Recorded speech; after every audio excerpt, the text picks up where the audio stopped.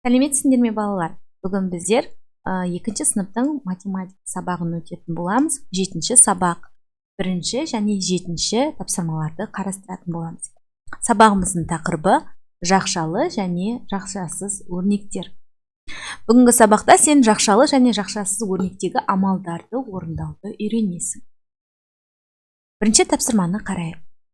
Мысалдарды шығарып, адамгершілік құндылықтарының бірін біліп жүр дейді. Алдымен орындайық. Бірінші мына жердегі амалдарды, өрнектерді орындаймыз және шешуінде тұрған әріптерді сол санның астына жазатын боламыз. Мысалы, 10 мен 6-ның қосындысы. 10-ға 6-ны қоссақ, 16 шығады. 16-ның тұсында Т деп жазылып тұр. Яғни 16-ның тұсына Т деп жазамыз. 7 мен 3-дің қосындысынан 9-ды азайтамыз. 7 мен 3-дің қосындысы 10, одан 9-ды азайтамыз. 1, оның тұсында Қ деп жазылып тұр. Яғни 1-ге Қ деп жазамыз. Ары қарай 10 мен 8-дің қосындысынан 4-ті азайтамыз.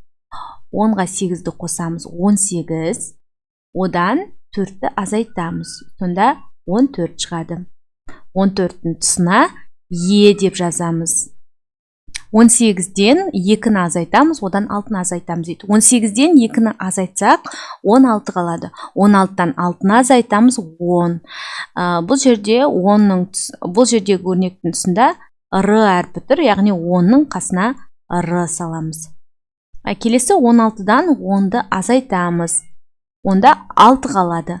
Бұл жерде О әрпі тұр, яғни 6-ның тұсына О әрпін саламыз. Ең соңғы 17-ден 5-ті азайтамыз. 17-ден 5-ті азайтқанда 12 қалады. 12-ның тұсына М деп жазамыз. Сонда құрмет деген сөз шығады екен. Ары қарай екінші тапсырманы қарайық. Өрнектерді қалай оқиды? Мәндерін қалай салыстырады? Мына жердегі өрнекті оқыған кезде бірінші жақшаның ішін оқып аламыз.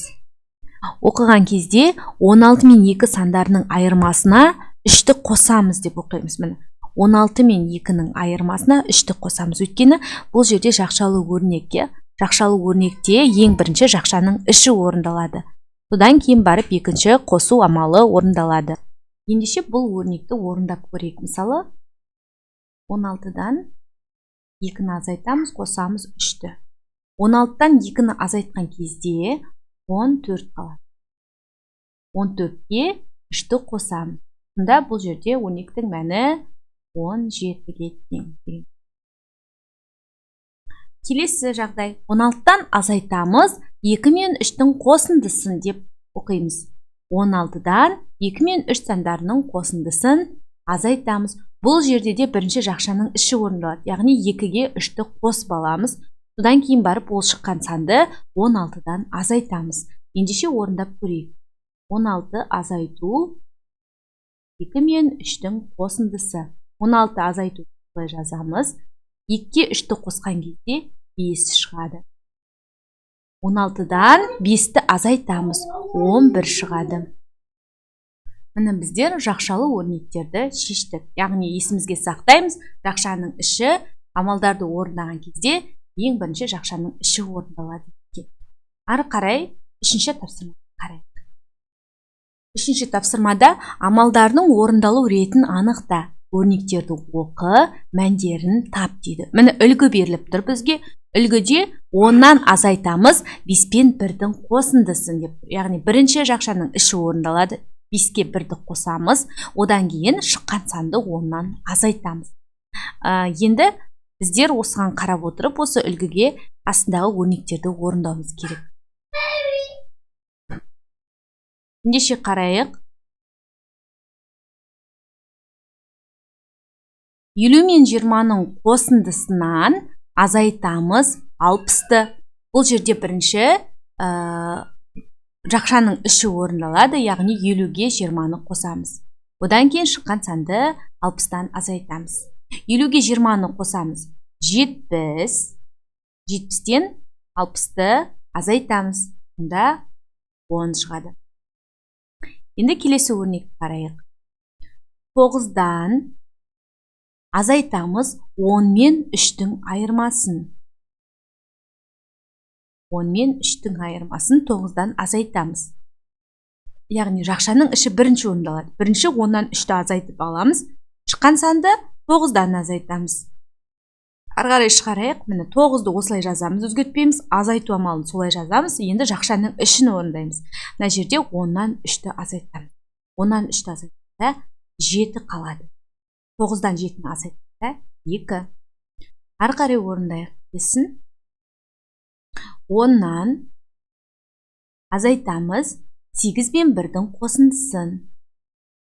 Жақшаның іші бірінші орындалады. Яғни бірінші 8-ге 1-ді қосамыз. Одан кейін шыққан санды 10-нан азайтамыз. Бұл жерде де бірінші 10-ды дәл осы жазамыз. Жақшаның ішін орындап аламыз. 8-ге 1-ді қосқанда 9. 10-нан 9-ды азайтамыз. 1 шығады.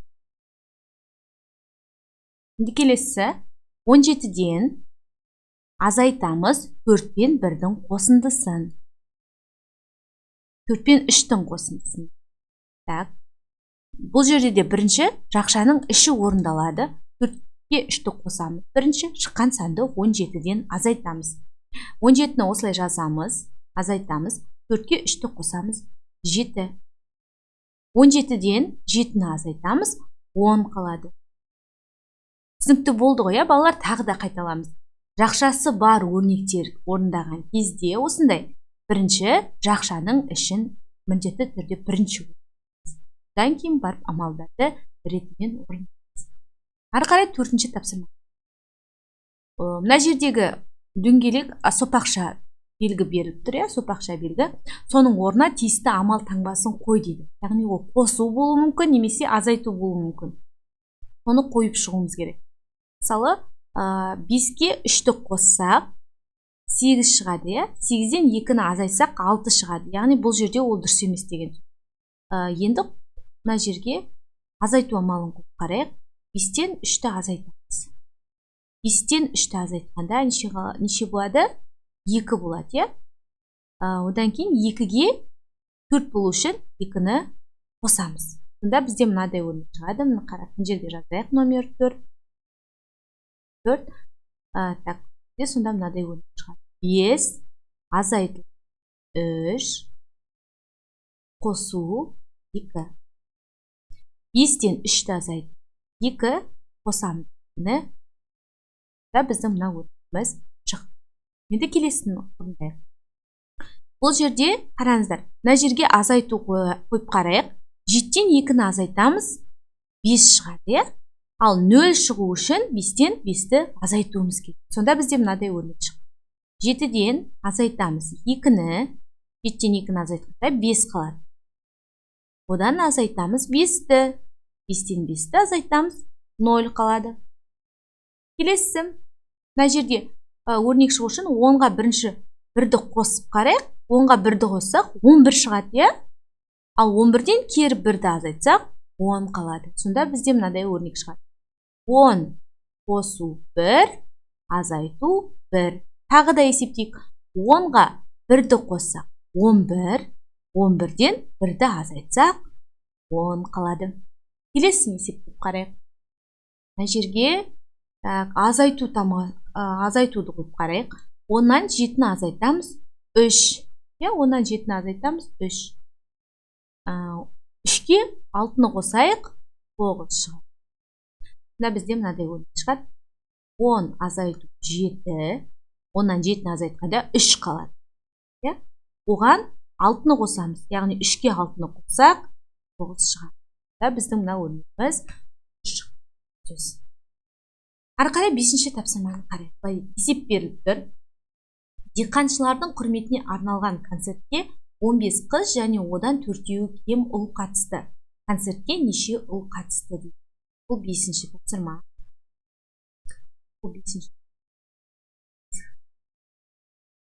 Концертіне 15 қыз және 4-еуі кем ұл қатысты.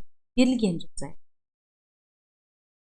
Қыз 15, ұл одан 4-еуі кем дейді. Яғни белгісіз деген. Ұлдың саны белгісіз. Белгісіз қоямыз. 4-еуі кем дейді. 4 тең. Қызға қарағанда 4 тең, яғни стрелканы жоқ. Енді шешуін табу үшін ұл деген 15-тен 4-еу кем дейді. Яғни 4-еу кем деген 4-еуін азайтамыз деген. 15-тен азайтамыз 4-ті. 15-тен 4-ті азайтқанда 11 қалды. Концертке неше ұл қатысты дейді. Жауабы концертке 11 ұл қатысты. 11 ұл қатысты. Ары қарай 6-шы тапсырманы қарайық. Өрнектердің мәнін тап.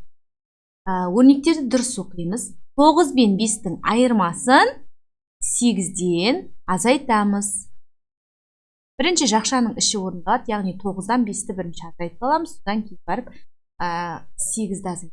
8-ден азайтамыз. Сондықтан 8-ді дәл осылай 9-дан 5-ті азайтқанда 4. 8-ден 4-ті азайтамыз. 4. Келесіні орындайық. 15 пен 2-ның қосындысына азайтамыз 4-ті. Бірінші жақшаның ішін орындайық. 15-ке 2-ні қосамыз. 15-ке 2-ні қосқанда 17 шығады. 17-тен мына 4-ті азайтамыз. 13. Енді үшіншісі. Бұл жерде де жақшаның ішін орындаймыз. 19 бен 5-тің айырмасына қосамыз 2-ні. 19-дан 5-ті азайтамыз 14. 14-ке 2-ні қосамыз 16. Ары қарай 7-ші тапсырма. Заңдылықты тауып, бос ұяшықтарды толтыр. Мысалы, заңдылықты қарайық. Қалай жазылған екен? Міне 3, 5. Бұдан кейін 35 дейді. Яғни 3 пен 5-ті осылай 35 деп алып тұр. Бұдан кейін 53 дейді.